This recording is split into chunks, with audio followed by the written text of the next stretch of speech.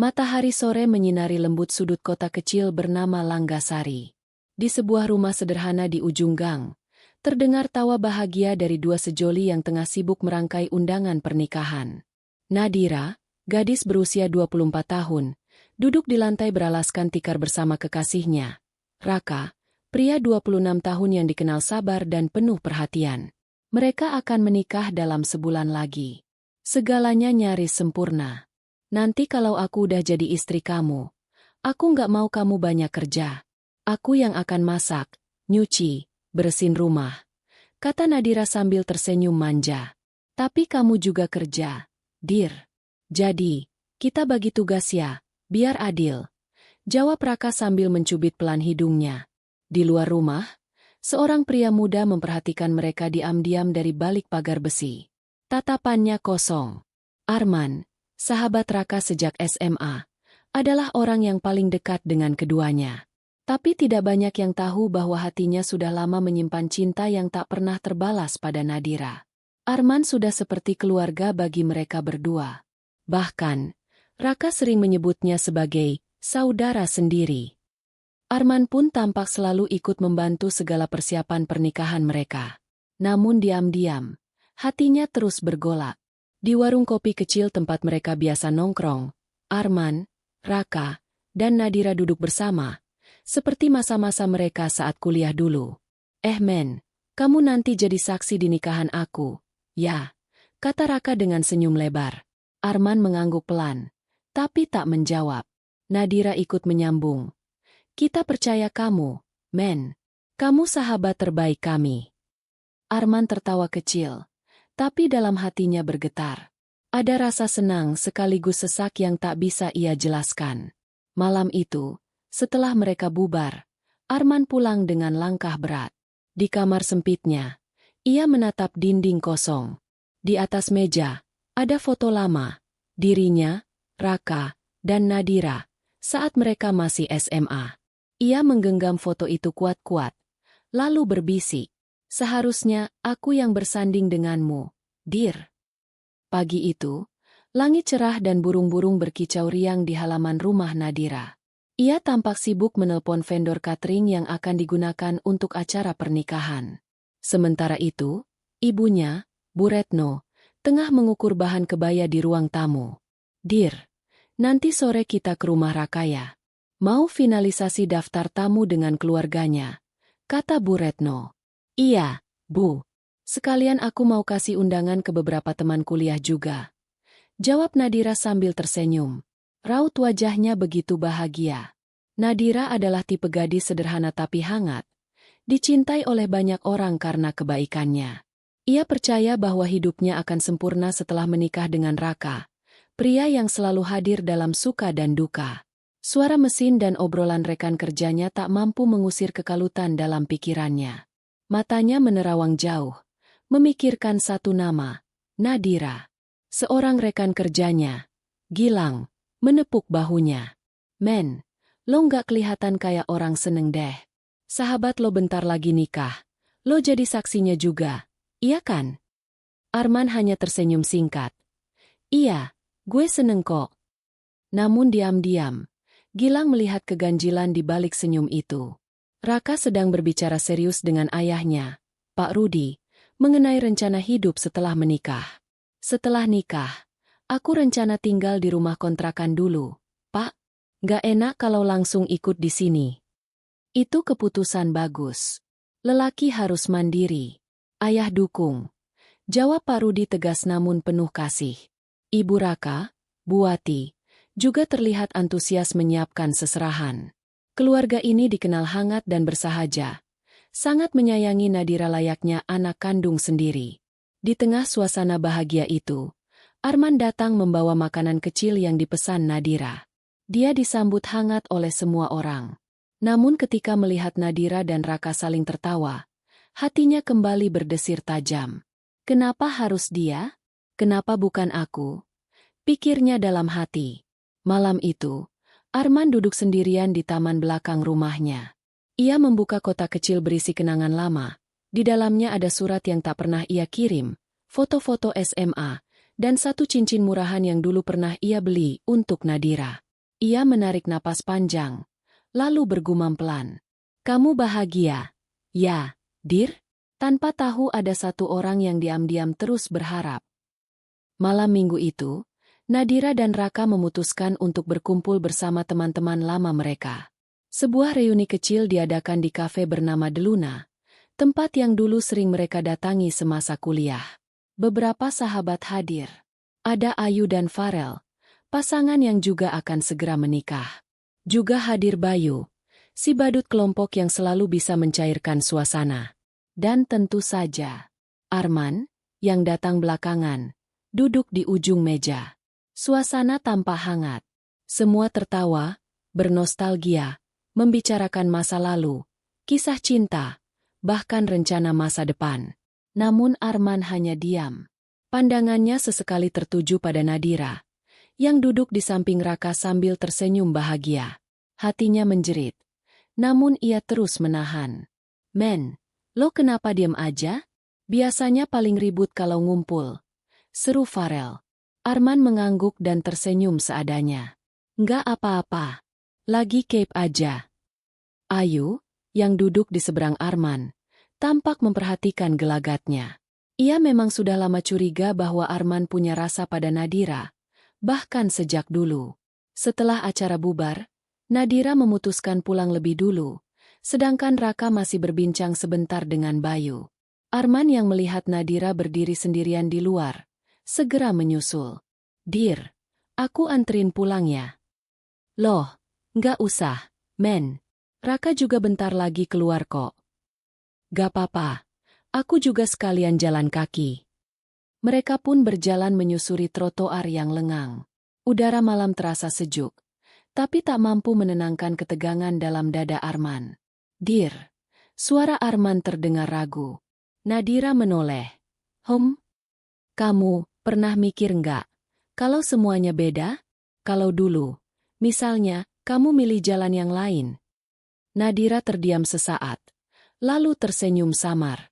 Mungkin akan beda, tapi hidup selalu punya jalannya sendiri. Aku bersyukur bisa bertemu kamu dan Raka. Kalian sahabat terbaikku. Jawaban itu membuat hati Arman makin sesak. Tapi ia menahan. Ia tahu, pengakuan saat ini hanya akan menghancurkan segalanya. Makasih udah selalu ada buat aku, men, kata Nadira lembut. Arman hanya mengangguk. Iya, selalu. Keesokan harinya, Ayu datang ke rumah Arman dengan ekspresi cemas. Men, boleh gue jujur? Tentang apa? Lo masih suka sama Nadira, kan? Arman terdiam. Tidak membantah, tidak juga mengiyakan. Gue tahu dari dulu. Tapi men, lo harus sadar. Dia udah milih. Dan lo harus lepasin. Arman tertunduk. Suara Ayu menusuk logika yang selama ini ia abaikan. Gue takut lo jadi nekat. Lo bukan orang jahat. Tapi lo bisa jadi rusak kalau lo biarin perasaan itu numpuk. Lanjut Ayu pelan.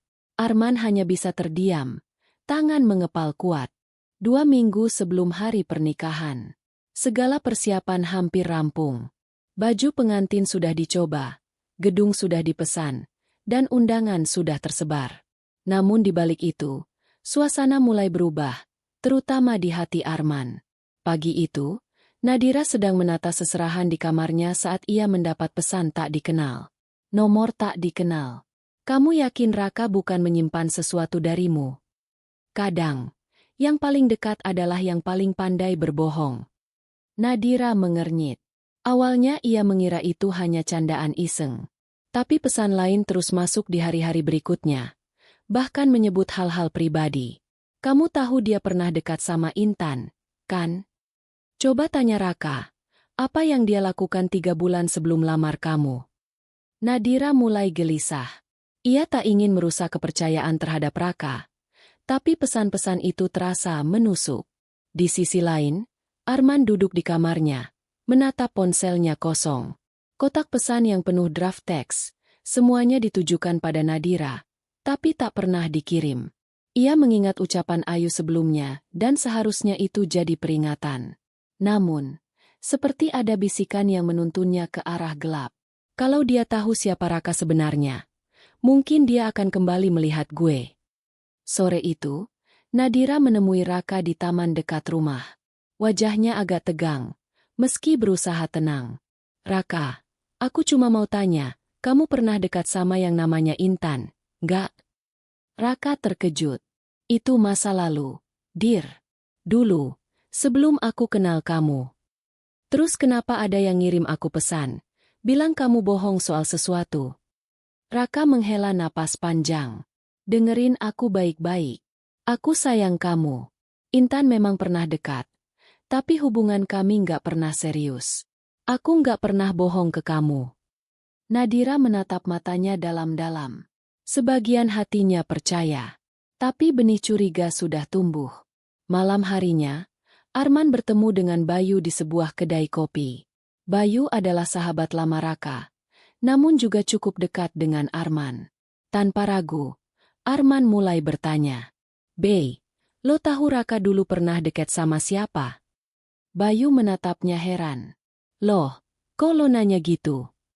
Gue cuma pengen tahu dia beneran tulus nggak sama Nadira." Bayu mulai curiga. "Men, lo bukannya udah ikhlas, kan?" Arman tersenyum hambar. "Gue cuma pengen Nadira nggak salah milih."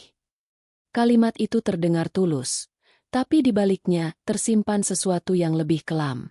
Di akhir malam, Nadira mendapat satu lagi pesan dari nomor misterius. "Tanya siapa yang menemani Raka ke hotel saat kamu keluar kota, 3 bulan lalu." Nadira terpaku. Tangan gemetar. Wajahnya memucat. Siapa ini sebenarnya, dan kenapa dia tahu semua ini? Nadira tak bisa tidur semalaman. Pikirannya kacau.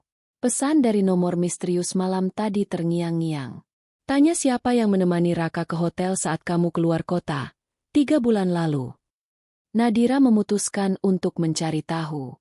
Ia membuka ponselnya dan mulai menggali catatan perjalanan, unggahan media sosial, bahkan histori GPS dari akun Google yang masih tersinkron di ponsel Raka yang dulu pernah dipinjamnya.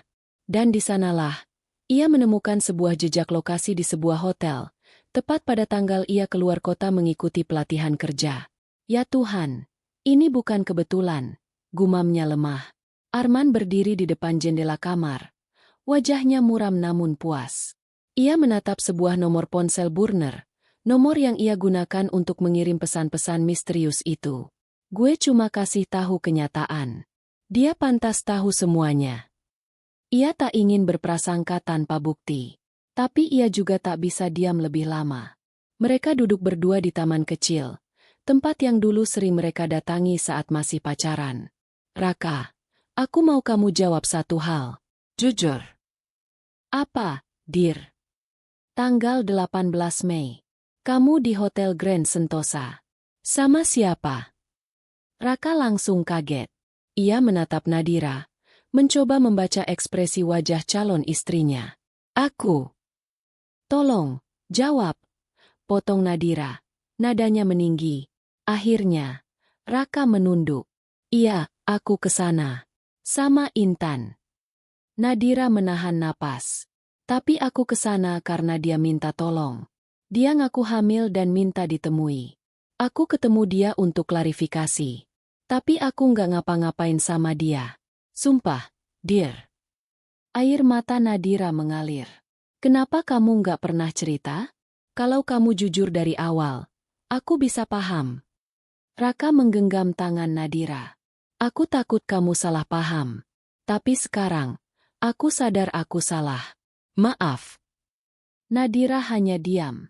Hatinya remuk, antara ingin percaya dan merasa dikhianati. Di malam yang sama, Arman mendapat pesan dari Ayu. "Ayu, men, lo keterlaluan." Nadira nangis terus. "Ini semua karena pesan-pesan lo, kan?" "Arman, gue cuma buka matanya." "Ayu, tapi dengan cara kayak gitu, lo nggak sadar, lo lagi dorong dia ke jurang." Arman menggertakkan gigi. Ia merasa Nadira memang berhak tahu. Tapi, hatinya mulai digerogoti rasa bersalah. Apa yang gue lakuin benar? Keesokan harinya, Raka mendapat ancaman dari seseorang lewat DM anonim di media sosial. Lo pikir dia bakal nerima lo setelah tahu siapa lo sebenarnya? Lihat aja nanti. Raka mulai curiga. Ia tak tahu siapa yang mengusik mereka dari balik layar. Siapa yang mau rusak hubungan kita?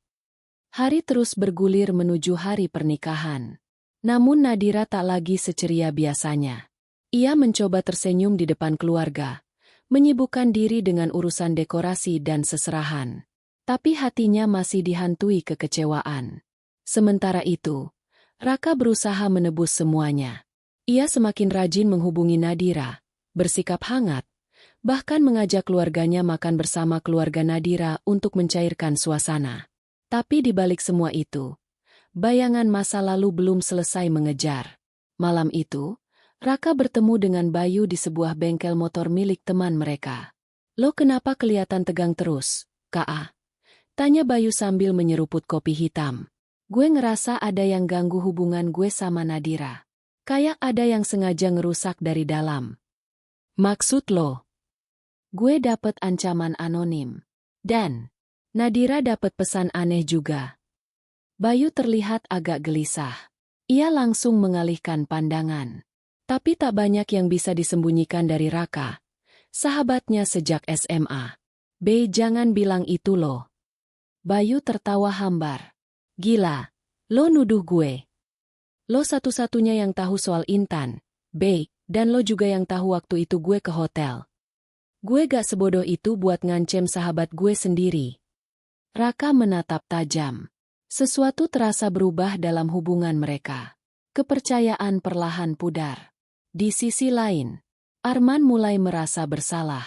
Ia menyadari pesan-pesan yang ia kirim telah membuat Nadira kacau. Tapi egonya masih mendominasi.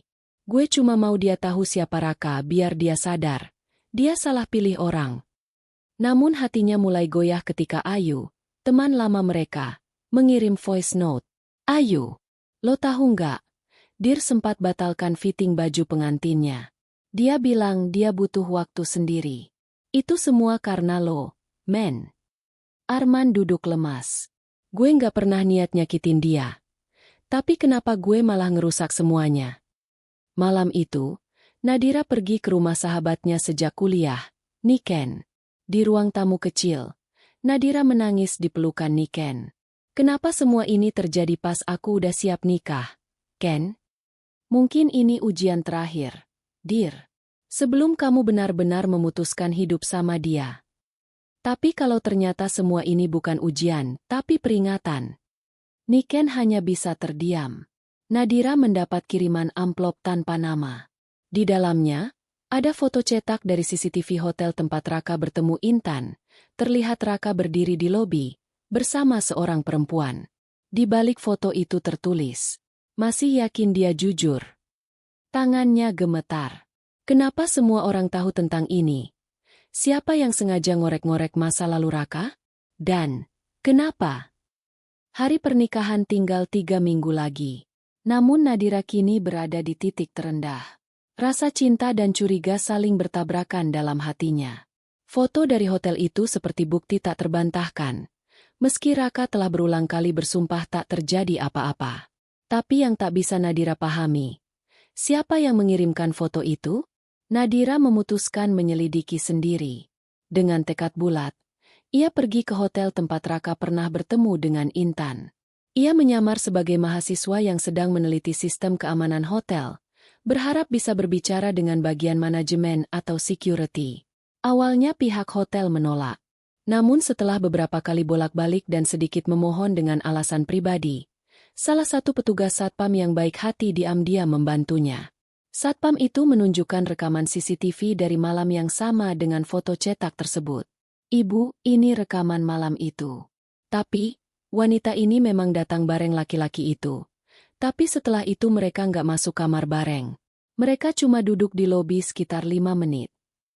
Berarti, tidak seperti yang saya kira. Saya nggak tahu urusan mereka, Bu. Tapi setelah itu perempuan itu pergi sendiri." Nadira menatap layar. Ia tahu wajah Raka. Ia tahu wanita itu adalah Intan, mantan Raka. Tapi jelas mereka tidak ke kamar bersama. Jadi, Kenapa foto yang dikirimkan hanya memperlihatkan mereka berdiri bersama? Seseorang memanipulasi narasi. Dan itu artinya, ada yang ingin membatalkan pernikahan mereka. Sementara itu, di tempat lain, Arman mulai menunjukkan tanda-tanda tertekan. Rasa bersalah terus menggerogoti dirinya. Ia mulai menjauhi teman-temannya, bahkan Niken, satu-satunya orang yang selama ini mendukungnya. "Lo kenapa sih, men?" tanya Niken ketika mereka bertemu di warung kopi. "Gue ngerasa gue salah. Semua ini kacau karena gue." "Kacau karena lo gak bisa bedain mana cinta dan obsesi, men." Arman terdiam. Kata-kata Niken seperti tamparan keras. Sementara itu, Raka mencurigai Bayu. Ia diam-diam mengecek isi pesan lama mereka. Mencoba mengingat siapa saja yang tahu pertemuannya dengan Intan di hotel. Bayu, satu-satunya orang yang tahu tempat dan waktu pasti pertemuan itu. Malam itu, Raka mendatangi rumah Bayu. Dengan nada tegas, ia berkata, "Gue tanya terakhir kali. Lo yang kirim foto itu ke Nadira, bukan?" Bayu kaget, tapi bukannya marah. Ia malah tertawa pelan. "Lo pikir cuma lo yang bisa kehilangan segalanya karena perempuan?" Raka menatapnya tajam. "Maksud lo? Lo terlalu sibuk jaga hubungan lo sama Nadira, sampai lo gak sadar sahabat lo sendiri dihancurin pelan-pelan." Konflik mulai melebar. Raka kini tahu, ada sesuatu yang lebih dalam dari sekadar kecemburuan. Bayu, dan mungkin Arman menyimpan dendam. Nadira menerima pesan WhatsApp dari nomor tak dikenal. "Kau sudah tahu kebenaran dari hotel itu, tapi belum tahu siapa yang benar-benar menusukmu dari belakang. Jangan terlalu percaya mereka yang mengaku sahabat." Pagi itu hujan turun gerimis. Nadira termenung di dalam kamar, masih menatap pesan misterius yang diterimanya malam sebelumnya. Jangan terlalu percaya mereka yang mengaku sahabat. Hati Nadira bergetar. Ia selama ini percaya pada semua orang di sekitarnya. Raka, Arman, Bayu. Tapi kini semuanya tampak abu-abu. Siapa di antara mereka yang berpura-pura? Siapa yang menjeratnya dalam jebakan yang begitu rapi? Sementara itu, Raka mulai menjaga jarak dari Bayu. Sejak percakapan malam itu, Raka merasakan ada yang tidak beres. Bayu seperti menyimpan dendam lama yang tidak pernah ia sadari. "Lo sahabat gue, Bayu. Tapi kalau lo yang ngerusak hidup gue sama Nadira, kita selesai."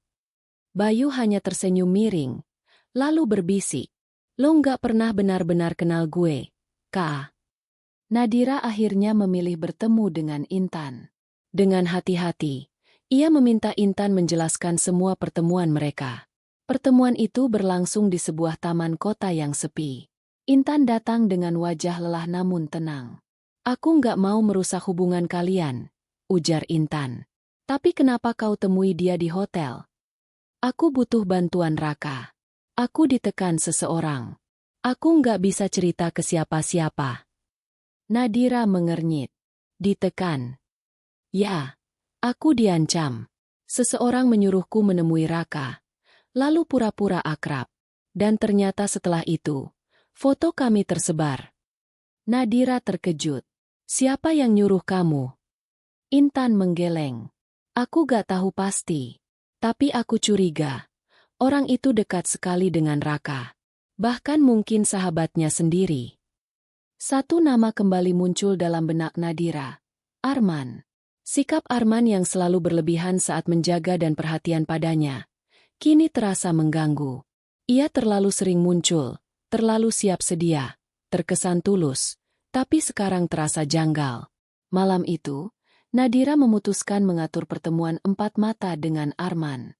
Pertemuan itu berlangsung di sebuah kafe kecil di pinggir kota. "Men, aku ingin jujur. Aku curiga. Ada orang yang ingin merusak hubungan aku dan Raka. Dan aku rasa, kamu tahu sesuatu." Arman hanya diam. Ia memandang Nadira dengan tatapan datar, lalu menunduk. "Kenapa kamu diam, men?" "Karena aku nggak mau bohong lagi, Dir." Nadira tercekat. "Jadi, benar kamu yang..." "Gue sayang sama lo. Dari dulu." Bahkan sebelum lo kenal Raka. Tapi itu bukan alasan buat kamu ngancurin semuanya. Men, gue cuma pengen lo sadar. Raka itu nggak sebaik yang lo pikir. Nadira berdiri. Matanya memerah. Kamu bukan sahabat. Kamu duri yang selama ini aku pelihara dalam kepercayaan. Arman pun tertunduk. Namun di matanya terlihat gejolak yang jauh lebih gelap. Nadira pergi dengan langkah cepat, meninggalkan Arman yang mulai kehilangan kendali atas dirinya sendiri. Apa yang akan Arman lakukan sekarang, setelah semua terbongkar? Sementara itu, Bayu menerima sebuah pesan pendek dari nomor asing. Dia mulai tahu segalanya. Lanjutkan rencana. Di sebuah ruangan sempit di rumah Nadira, ia dan Raka duduk berhadapan. Di antara mereka tergeletak berkas-berkas cetakan foto, tangkapan layar pesan misterius, dan nama-nama yang saling terhubung. Aku udah tanya langsung ke Intan. Ka, kata Nadira pelan. Dia gak nyebarin apa-apa. Tapi dia diminta pura-pura dekat sama kamu. Siapa pelakunya? Nadira menatap dalam. Arman. Raka terdiam cukup lama. Tangannya mengepal di atas meja. Arman sahabat yang udah gue anggap saudara sendiri. Tapi bukan cuma dia, tambah Nadira. Aku rasa ada orang lain yang main di belakang. Mungkin lebih berbahaya dari Arman. Di tempat lain, Arman berada di dalam mobil bersama seseorang yang tak jelas wajahnya. Bayu. Keduanya berbicara dengan suara rendah. Hati-hati agar tak terdeteksi. Nadira sudah tahu, men. Gue udah nebak. Dia pasti curiga. Kita percepat rencananya. Semua harus kelihatan kayak kecelakaan. Gak akan cukup kalau cuma kecelakaan. Harus kayak mereka dihukum. Bayu menoleh dengan senyum dingin. Biar mereka tahu, pengkhianat gak bisa hidup bahagia. Keesokan harinya, Nadira menerima surat tanpa pengirim. Isinya, potongan foto lamaran mereka, dirobek jadi 2. Di baliknya, ada tulisan dengan darah ayam. Mundur. Atau mati sebelum janur kuning berdiri. Nadira panik. Ia langsung menelepon Raka. Ini udah gila. Ka, mereka ancam nyawa kita. Raka datang dengan cepat ke rumah Nadira dan membawanya pergi untuk menginap di rumah bibinya yang jauh dari kota. Kita butuh waktu buat rencana. Tapi kita juga gak bisa diam terus. Raka pun mulai menyelidiki Bayu diam-diam. Ia mencari rekaman CCTV di sekitar hotel tempat ia difitnah bersama Intan. Ternyata ada satu rekaman menarik. Seseorang yang datang menemui petugas hotel sebelum kejadian, memberikan amplop besar. Sosok itu, Bayu. Raka menggertakkan gigi. Ini lebih dalam dari yang gue pikir. Di rumahnya, Nadira mulai mimpi buruk. Ia melihat darah, bunga melati berserakan, dan sosok Raka tergeletak di jalanan. Nadira terbangun dengan nafas tersengal. Aku gak bisa kehilangan Raka. Aku gak bisa.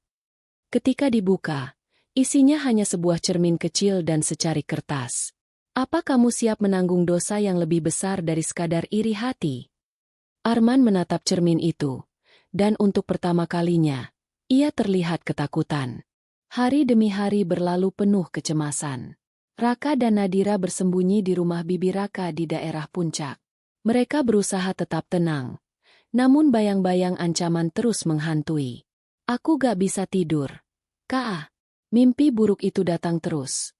Bisik Nadira di tengah malam. Aku juga, Dir. Tapi kita gak bisa kalah sekarang.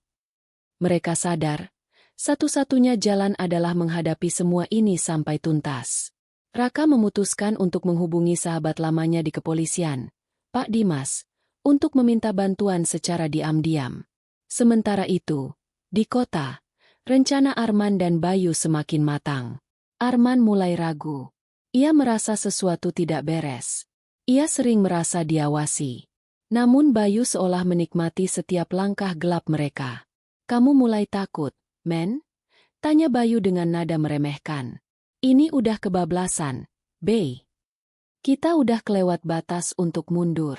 Lagian mereka yang duluin. Mereka buang kita. Sekarang saatnya mereka tahu rasanya dibuang. Pak Dimas menyelidiki secara rahasia. Ia berhasil mendapatkan bukti kuat bahwa Bayu dan Arman memanipulasi CCTV, menyuap petugas hotel, dan bahkan mengatur agar video fitnah disebar ke media sosial secara anonim. Tapi yang mengejutkan, semua dana berasal dari satu sumber, rekening atas nama fiktif yang terhubung dengan seorang politisi lokal. Ini lebih dalam dari dendam biasa, gumam Pak Dimas. Raka, Nadira, kalian harus hati-hati. Kalian menginjak sarang ular. Pagi itu, Raka mendapat undangan misterius. Berupa undangan pernikahannya sendiri, yang sudah dibatalkan karena insiden video itu. Tapi di bawahnya tertulis dengan tinta merah. Datanglah, atau kami yang akan menjemput pengantinnya. Raka menggertakkan rahang. Nadira menggenggam tangannya. Ka, jangan dateng. Ini jelas jebakan. Tapi kalau aku gak dateng, kamu yang bakal jadi target mereka. Sementara itu, Arman menerima telepon tak dikenal. Suara berat di ujung sana hanya berkata, Arman, kamu bukan tokoh utama di rencana ini. Jangan berani bermain api. Arman mulai sadar bahwa Bayu mungkin punya koneksi yang jauh lebih berbahaya dari yang ia kira. Ia mulai ketakutan, merasa dirinya juga sedang dijadikan pion. Bayu, kamu sebenarnya siapa? Sebuah gaun pengantin tergantung di balik pintu kamar Nadira. Terkena angin dari jendela yang terbuka sedikit. Sebuah suara lirih terdengar.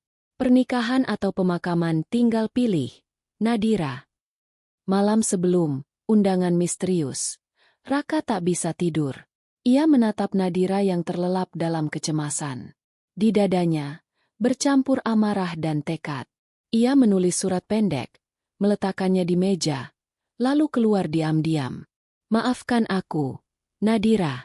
Kalau ini bisa menyelamatkan kita, aku akan hadapi semuanya sendiri. Raka tiba di lokasi undangan, sebuah gudang kosong di pinggiran kota. Di sana, lampu temaram menyala. Aroma bensin dan ket menyengat. Di tengah gudang, duduk seseorang yang menunggunya. Bayu, akhirnya kamu dateng juga. Ka, gentleman banget. Kamu mau apa, Bayu? Udah cukup permainkan hidup kami. Bayu tertawa pelan. Permainan baru dimulai. Dari balik bayangan, Arman muncul. Tapi ekspresinya berbeda. Tegang, bingung, seperti ingin bicara tapi takut. Raka, gue gak tahu semuanya bakal jadi segila ini. Di saat bersamaan, Nadira bangun dan mendapati surat Raka. Panik, ia segera menghubungi Pak Dimas. Mereka berdua meluncur ke lokasi dengan cepat, sambil menghubungi tim cadangan untuk berjaga-jaga. Di dalam gudang, Raka diikat dan dipaksa berlutut. Bayu menodongkan pistol ke arah Raka. Kamu tahu rasanya jadi bayangan lo selama bertahun-tahun? Lo punya segalanya. Cinta, karir, masa depan. Dan gue? Gak ada apa-apa. Tapi sekarang semuanya ada di tangan gue. Kamu gila, Bayu. Ini bukan tentang cinta atau dendam lagi. Ini sakit jiwa. Diam. Bayu menekan pelatuk. Tapi Arman menepis tangannya di detik terakhir. Peluru meleset dan mengenai dinding. Bayu berbalik. Marah. Lo ngapain, Arman? Gue bilang jangan ragu. Gue gak bisa bunuh temen gue sendiri. Bey, lo udah kelewat batas. Kalau gitu, lo ikut mati. Bayu menodongkan pistol ke Arman. Tiba-tiba, suara sirene polisi memecah ketegangan. Pak Dimas dan tim menyerbu masuk. Bayu panik, menembak secara acak dan berlari kabur ke belakang gudang. Raka berhasil dibebaskan oleh Arman, yang sekarang gemetar. Maafin gue, Rak. Gue cuma mau diakui. Tapi ini semua salah. Bayu berusaha kabur ke gang belakang, tapi Nadira menghadangnya. Di tangannya, sebotol bensin dan korek api. Jangan sentuh dia lagi, Bayu. Bayu tertawa miring, berjalan mendekat. Apa kamu mau bakar aku hidup-hidup, Nadira? Kalau perlu, iya. Tapi lebih baik kamu menyerah. Pak Dimas berhasil menyergap Bayu dari belakang. Ia ditangkap. Senjatanya disita. Polisi mengamankan lokasi dan membawa semua pelaku ke kantor. Raka dan Nadira duduk berdampingan di ambulans. Tangan mereka saling menggenggam. Mata penuh luka, tapi juga harapan. Kamu masih mau nikah sama aku, Dir? Nadira menatapnya. Tersenyum kecil. Selama kamu masih hidup selalu. Beberapa hari setelah kejadian di gudang, suasana mulai tenang. Bayu ditahan atas tuduhan penculikan, percobaan pembunuhan, dan pemerasan. Arman bersaksi membantu penyelidikan, meski juga harus menjalani proses hukum. Sementara itu, Raka dan Nadira fokus mempersiapkan hari pernikahan yang sudah ditunda beberapa minggu. Mereka mencoba bangkit, menata hati dan mengisi luka dengan harapan baru. Kita gak perlu pesta besar, cukup janji sederhana dan doa tulus. Iya. Kak, yang penting, kita sah dan tetap bersama. Mereka akhirnya sepakat menikah dengan cara sederhana, di rumah Nadira, dengan akad yang hanya dihadiri keluarga dan kerabat dekat. Namun, di balik jeruji, Bayu menyimpan dendam yang belum selesai. Ia menerima tamu misterius di ruang kunjungan. Seseorang bertopi, bermata dingin, yang tampak mengenalnya. Gagal total. Tapi lo janji, kan? Tenang, ada rencana cadangan. Lo tinggal tunggu kabar. Bayu hanya tersenyum tipis. Kalau gue gak bisa nyakitin mereka langsung, biar teman-teman lama yang bergerak. Malam sebelum hari akad, suasana di rumah Nadira hangat. Raka duduk bersama calon mertuanya, membicarakan rencana masa depan. Nadira tertidur lebih awal, terlalu lelah dan tegang menghadapi hari bahagianya. Tapi malam itu, sesuatu mulai bergerak. Sebuah motor gede tanpa plat melintas perlahan di depan rumah Nadira. Di dalamnya, dua pemuda mengenakan jaket gelap, wajah tertutup masker. Mereka menatap rumah itu lama, lalu pergi tanpa suara. Pukul 2 pagi, Raka tak bisa tidur. Ia keluar sebentar untuk menghirup udara. Tiba-tiba, lampu depan rumah mati. Di kejauhan, terdengar deru motor mendekat, cepat dan beringas. Bermem. Brak, brak, brak. Lemparan batu dan botol menghantam pagar rumah. Raka terkejut. Ia berlari ke depan dan melihat 5 motor melaju mengelilingi rumah, meneriakkan nama Bayu. Ini hadiah dari sahabat lama kalian. Selamat menikah. Hahaha. Botol molotov dilempar ke arah garasi. Api mulai menyala. Nadira dan keluarganya terbangun panik.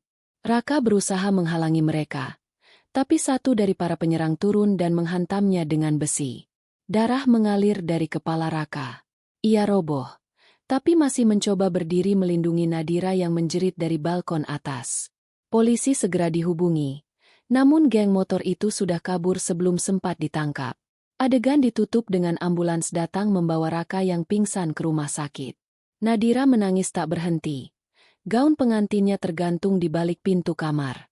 Hari yang seharusnya menjadi hari terindah, berubah menjadi awal dari tragedi sesungguhnya. Suasana rumah sakit dini hari itu mencekam. Raka tergeletak di ruang ICU, dengan luka serius di kepala, dada, dan tangan. Nadira terduduk di ruang tunggu dengan wajah penuh luka tangis. Gaun pengantinnya yang seharusnya dikenakan pagi ini, masih tergantung di belakang pintu kamarnya, berdebu dan bau asap. Bu, bagaimana keadaan Raka? Masih kritis. Nak, dokter belum bisa pastikan.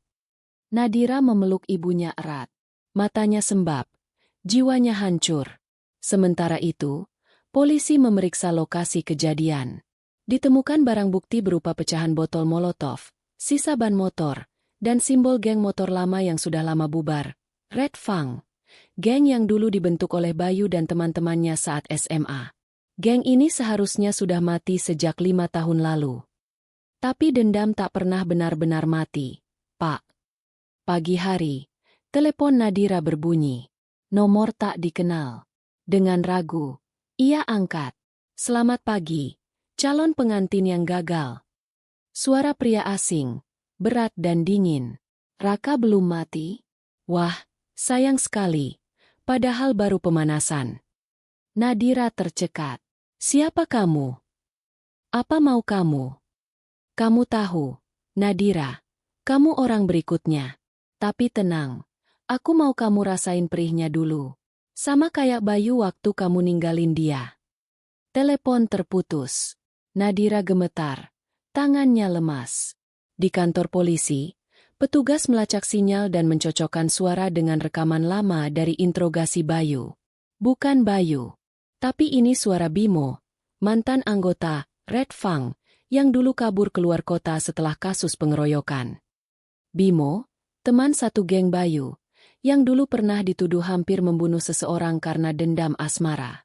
Sementara itu, Raka masih belum sadar. Nadira menghabiskan waktu setiap hari di samping tempat tidurnya. Ia berbicara meski tak ada jawaban. Raka, bangun ya. Kita belum jadi nikah. Kamu janji gak akan ninggalin aku. Setiap kali mesin monitor berbunyi lebih keras, jantung Nadira hampir berhenti. Suatu malam, ketika Nadira pulang ke rumah untuk mengambil pakaian, ia menemukan selembar kertas terselip di pintu.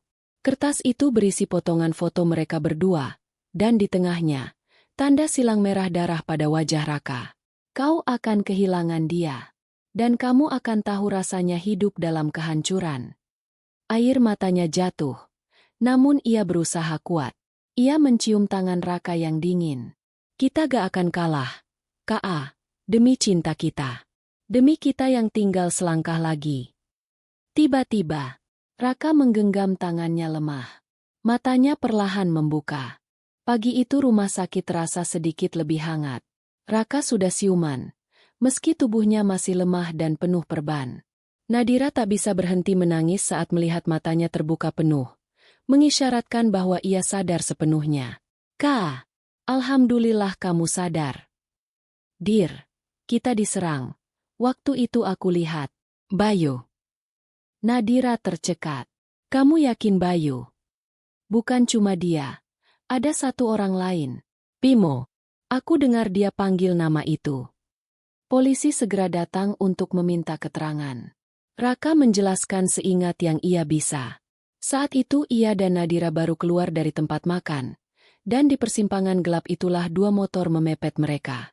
Salah satunya, Bayu, mengenakan jaket dengan lambang Red Fang. Bayu turun duluan, mukanya penuh amarah. Aku sempat dorong Nadira untuk lari. Setelah itu aku diseret, ditendang, lalu dipukul sampai gelap. Sementara itu, dari pelacakan polisi, sinyal terakhir telepon ancaman yang diterima Nadira berasal dari rumah tua milik keluarga Bimo di daerah pinggiran kota. Tapi ketika petugas datang, rumah itu sudah kosong, hanya menyisakan simbol Red Fang terpampang di dinding dengan tulisan cat merah. Dosa lama harus dibayar tuntas. Di tempat lain, Bayu berdiri di depan makam kakaknya, Angga, yang meninggal karena kecelakaan tragis yang melibatkan ayah Nadira saat dulu menjadi sopir bus. Bayu memendam luka itu bertahun-tahun. Dan ketika tahu Nadira akan menikah dengan Raka, pria yang menurutnya mengambil semua yang bukan miliknya, emosinya meledak. Aku akan ambil semuanya darimu, Nadira. Sama seperti keluargamu ambil kakakku dulu. Kembali di rumah sakit, Raka mulai menunjukkan kemajuan. Meski jalan masih pincang, ia bertekad menemani Nadira dalam proses hukum untuk mengungkap siapa sebenarnya dalang utama di balik tragedi ini. Aku nggak akan biarin kamu hadapi ini sendiri. Aku juga nggak akan mundur. Kak, mereka harus bertanggung jawab. Malamnya, Nadira mendapat paket misterius. Isinya, rekaman CCTV dari toko pinggir jalan tempat penyerangan mereka terjadi, disertai secari kertas. Bukti ini milikmu. Gunakan sebaik mungkin. Tapi jangan percaya siapapun. Rekaman itu menunjukkan detik-detik penyerangan. Sosok Bayu dan Bimo terlihat jelas. Namun, ada satu wajah lain, tak asing. Nadira menjerit pelan. Ini, Reno. Reno adalah teman kantor Raka, yang selama ini dianggap sahabat dekat dan bahkan ikut dalam persiapan pernikahan mereka. Dia pengkhianat. 3 orang yang mereka percaya, Ternyata adalah 3 orang yang ingin menghancurkan semuanya. Raka dan Nadira duduk di ruang tamu rumahnya, memandangi rekaman CCTV yang mereka terima. Wajah Reno, sahabat sekaligus rekan kerja Raka, jelas terlihat bergabung dengan Bayu dan Bimo saat penyerangan. Nadira tidak menyangka. Aku benar-benar nggak nyangka Reno bisa berbuat seperti ini. Aku juga. Selama ini dia selalu ada di sampingku. Mereka memutuskan untuk menghubungi polisi dan menyerahkan bukti tersebut. Namun, Raka sadar mereka harus hati-hati. Kalau kita terlalu cepat bertindak, mereka mungkin akan kabur atau berbuat lebih buruk. Kita harus buat jebakan. Aku nggak mau mereka lepas begitu saja. Nadira mencoba menghubungi Reno lewat telepon, tapi tak diangkat. Pesan singkat pun tak dibalas. Malamnya, sebuah pesan masuk ke ponsel Nadira, dari nomor yang tidak dikenal. Berhenti kau usik kami, atau kau yang akan jadi korban berikutnya. Nadira merasakan ketakutan tapi juga semangat untuk melawan. Ia bertekad tak akan mundur. Raka mulai mengumpulkan saksi-saksi yang melihat kelompok Red Fang di lokasi penyerangan. Dia juga mengontak beberapa teman lama Bayu dan Bimo untuk mendapatkan informasi lebih. Di sisi lain, Reno berkumpul dengan Bayu dan Bimo di sebuah gudang tua. Wajah Reno tegang tapi penuh tekad. Kita harus pastikan mereka nggak bisa lagi menghalangi kita. Rencana ini sudah lama kita susun. Bayu mengangguk, penuh dendam membara.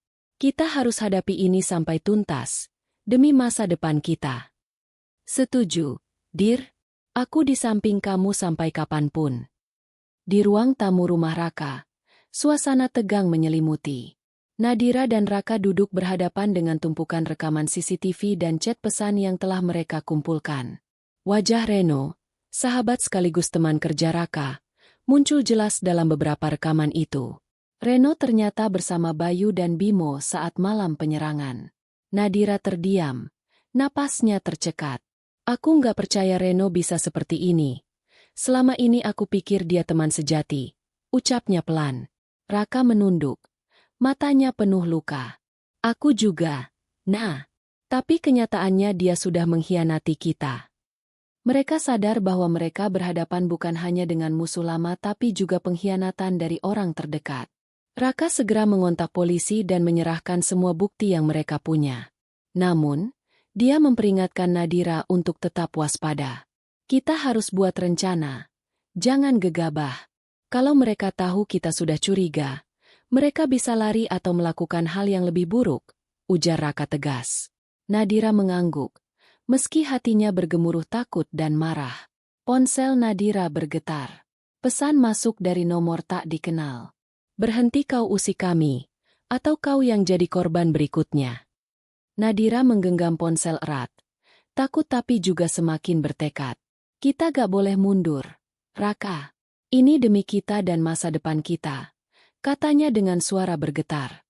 Sementara itu, di sebuah gudang tua yang gelap, Reno bertemu Bayu dan Bimo. Wajah mereka penuh amarah dan dendam. Kita harus pastikan mereka tidak bisa lagi menghalangi, ujar Reno dengan suara dingin. Bayu mengangguk penuh kebencian. Ini sudah terlalu jauh. Kita harus hancurkan mereka. Suasana di rumah Raka terasa tegang tapi penuh harapan. Dengan bantuan polisi, Raka dan Nadira mulai menyusun strategi untuk mengungkap dan menangkap pelaku sebenarnya. Polisi menyiapkan penyamaran dan pengintaian di sekitar tempat-tempat yang sering dikunjungi oleh Bimo dan gengnya. Raka dan Nadira juga berusaha menghindari kontak langsung demi keselamatan mereka. Di kantor polisi, petugas memeriksa data ponsel dan transaksi keuangan kelompok Bimo. Ternyata mereka sedang merencanakan serangan lebih besar yang bisa membahayakan banyak orang. Kalau kita bisa gagalkan rencana ini, kita bisa hentikan mereka sebelum semakin banyak korban, ujar Kapolres tegas. Sementara itu, Nadira mulai aktif menghubungi teman-teman lama yang juga pernah menjadi korban intimidasi geng motor. Dukungan mereka sangat berarti untuk mengumpulkan bukti dan saksi. Malam itu, Nadira berdiri di tepi taman kota terbengkalai, tempat pertama kali ia bersama Raka mengabadikan momen bahagia mereka.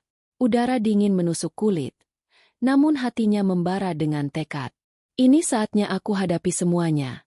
Gumam Nadira pelan sambil menggenggam foto mereka berdua. Tak lama kemudian, dari kegelapan muncul sosok berselimut bayangan. Bimo, dengan topeng setengah wajah dan tatonya yang menakutkan, melangkah mendekat. Aku sudah tunggu lama, Nadira. Suaranya dingin dan penuh dendam. Nadira tak gentar. Di belakangnya, Raka muncul, siap mengawal dan melindungi. Pertarungan psikologis dan fisik pun dimulai. Nadira dan Raka berusaha tenang menghadapi ancaman yang sudah lama menghantui mereka. Kenapa semua ini harus terjadi? Apa salah kami? Tanya Nadira dengan suara bergetar. Bimo hanya tersenyum sinis. Semua ini karena pengkhianatan dan dendam. Aku hanya menuntut balas. Ketegangan meningkat ketika anggota geng Bimo yang lain muncul, mengelilingi mereka. Namun, di saat genting itu, polisi yang sudah menunggu di sekitar taman bergerak maju. Berhenti, tangan ke atas. Teriak petugas sambil menodongkan senjata. Pertarungan berakhir dengan tertangkapnya Bimo dan beberapa anggota gengnya. Reno berhasil melarikan diri, meninggalkan tanda tanya besar di hati Raka dan Nadira. Suasana di ruang tahanan tampak sunyi. Bimo dan beberapa anggota gengnya ditahan, namun hati Raka dan Nadira masih belum tenang. Mereka tahu, luka yang mereka alami bukan hanya fisik, tapi juga mental dan emosional. Nadira menatap foto Raka di meja, air matanya menetes. Kita sudah melewati masa terberat, tapi aku takut luka ini akan terus membekas. Raka menggenggam tangan Nadira erat, mencoba memberi kekuatan. Kita akan sembuh bersama. Aku janji akan selalu ada di sampingmu. Polisi terus menyelidiki kasus ini, berusaha menangkap Reno yang masih buron. Mereka juga berupaya memastikan keselamatan Raka dan Nadira dari ancaman yang mungkin muncul.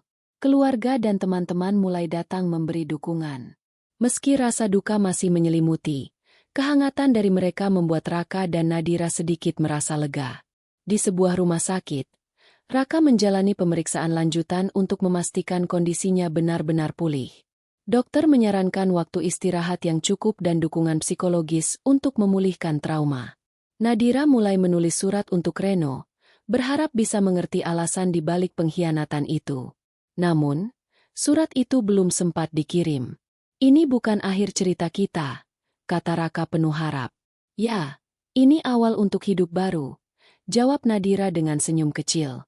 Hari-hari berlalu, dan Raka serta Nadira mulai menjalani rutinitas baru yang lebih tenang. Mereka tahu proses penyembuhan bukan hanya dari fisik, tapi juga hati yang harus diberi waktu. Nadira mulai kembali bekerja secara perlahan, ditemani dukungan sahabat dan keluarga yang setia. Raka pun berusaha fokus pada persiapan pernikahan mereka yang sempat tertunda. Di tengah proses itu, kabar baik datang dari polisi. Reno, yang selama ini buron, akhirnya berhasil ditangkap di kota sebelah setelah penyelidikan intensif. Raka dan Nadira menerima berita itu dengan perasaan campur aduk, lega sekaligus cemas. Akhirnya dia tertangkap juga. Kini keadilan bisa berjalan, kata Raka mantap. Mereka pun memutuskan untuk memberikan kesaksian yang kuat dalam proses hukum agar pelaku benar-benar mendapat ganjaran sesuai perbuatannya. Persiapan pernikahan kembali berjalan, dengan suasana yang lebih hening dan penuh makna. Nadira dan Raka ingin memastikan bahwa hari bahagia mereka nanti menjadi simbol kemenangan atas segala luka. Raka dan Nadira berdiri di depan cermin, saling tersenyum dan saling menguatkan. Kita sudah melalui badai. Sekarang waktunya menikmati pelangi, ujar Nadira.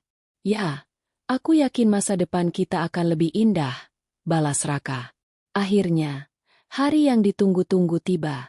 Setelah melewati begitu banyak cobaan dan duka, Raka dan Nadira melangkah ke pelaminan dengan hati yang penuh harapan. Meski suasana haru masih terasa karena kehilangan dan trauma, keluarga serta sahabat berkumpul memberi dukungan dan doa tulus. Nadira mengenakan gaun pengantin sederhana namun anggun. Di sisi lain, Raka tampak gagah dengan jas yang rapi. Mereka saling menatap penuh makna, mengenang perjalanan panjang yang sudah mereka lalui bersama. Upacara berjalan dengan lancar, penuh doa dan harapan. Nadira menyampaikan pidato singkat yang membuat semua hadirin terharu. Hari ini bukan hanya tentang cinta, tapi juga tentang kekuatan untuk bangkit dari luka dan melanjutkan hidup. Meski ada rintangan dan masa lalu yang tidak mudah dilupakan, pernikahan ini menjadi simbol bahwa cinta dan harapan selalu bisa menang atas penderitaan. Di tengah kebahagiaan, Raka dan Nadira juga tak lupa menyisihkan waktu untuk mengenang sahabat mereka yang telah pergi. Sebuah lilin dinyalakan sebagai tanda penghormatan dan kenangan. Dengan pesta kecil yang hangat, diiringi senyum dan air mata, harapan baru mulai tumbuh, membuka lembaran hidup yang lebih cerah. Setelah pesta pernikahan selesai, suasana rumah Raka dan Nadira terasa hangat namun tetap dipenuhi keheningan. Meski bahagia, keduanya tak bisa sepenuhnya melupakan masa lalu yang penuh luka. Nadira duduk termenung di ruang tamu, memegang foto lama bersama sahabatnya yang telah tiada. Air matanya mengalir pelan. Aku masih merasa seolah mereka ada di sini, melihat kami, tapi juga sangat merindukan mereka, ucapnya lirih. Raka menguatkan Nadira dengan memeluknya erat. Mereka pasti ingin kita bahagia. Nat, kita harus terus melangkah, membawa kenangan mereka dalam hati. Keduanya sepakat untuk mulai aktif dalam kegiatan sosial dan kampanye anti kekerasan geng motor, sebagai bentuk penghormatan dan upaya mencegah tragedi serupa. Suatu sore, Raka menerima telepon dari polisi yang memberi kabar bahwa proses hukum terhadap Bimo dan gengnya berjalan lancar. Hukuman berat menanti para pelaku. Raka dan Nadira yang menatap keluar jendela, sambil memandang matahari terbenam penuh harapan. Ini bukan akhir, tapi awal dari kehidupan yang lebih baik, kata Raka. Hari-hari berlalu, Raka dan Nadira semakin kuat menghadapi masa lalu. Mereka mulai fokus pada masa depan dengan tekad bulat untuk membangun kehidupan yang penuh arti dan damai. Nadira aktif dalam komunitas lokal yang membantu korban kekerasan, berbagi kisah dan memberi dukungan agar tidak ada lagi yang mengalami penderitaan serupa. Sementara itu, Raka bekerja sama dengan kepolisian dan lembaga sosial untuk mengedukasi remaja tentang bahaya geng motor dan pentingnya persahabatan yang sehat. Suatu sore, mereka berjalan berdua di taman yang dulu menjadi saksi perjuangan mereka. Senyum dan tawa kecil mengisi udara, menandai babak baru dalam hidup mereka. Kita sudah melewati badai terburuk, sekarang saatnya menikmati kedamaian, kata Nadira. Raka menggenggam tangan Nadira, penuh cinta dan harapan. Bersamamu, aku siap menghadapi apapun. Mereka berdua menatap langit senja, siap melangkah maju menapaki kehidupan yang penuh harapan. Hari itu, Raka dan Nadira duduk di teras rumah mereka, ditemani sinar matahari sore yang hangat. Setelah segala cobaan dan duka, mereka akhirnya merasakan kedamaian yang lama dirindukan. Nadira tersenyum lembut, memandang Raka dengan penuh cinta. Kita sudah melewati semuanya. Aku bersyukur kita masih bersama. Raka membalas dengan tatapan hangat. Aku juga, Nat. Kita sudah bertahan melewati badai terburuk. Kini, waktunya untuk membangun masa depan yang kita impikan. Mereka pun mulai merencanakan langkah-langkah baru, membangun keluarga yang bahagia, melanjutkan mimpi-mimpi yang sempat tertunda, dan berbagi inspirasi dari kisah hidup mereka kepada orang lain. Di kejauhan, suara tawa anak-anak terdengar, simbol kehidupan yang terus berjalan dan harapan yang tak pernah pudar. Raka dan Nadira saling berpegangan tangan, menatap langit yang cerah, menandai babak baru yang penuh cinta dan kebahagiaan.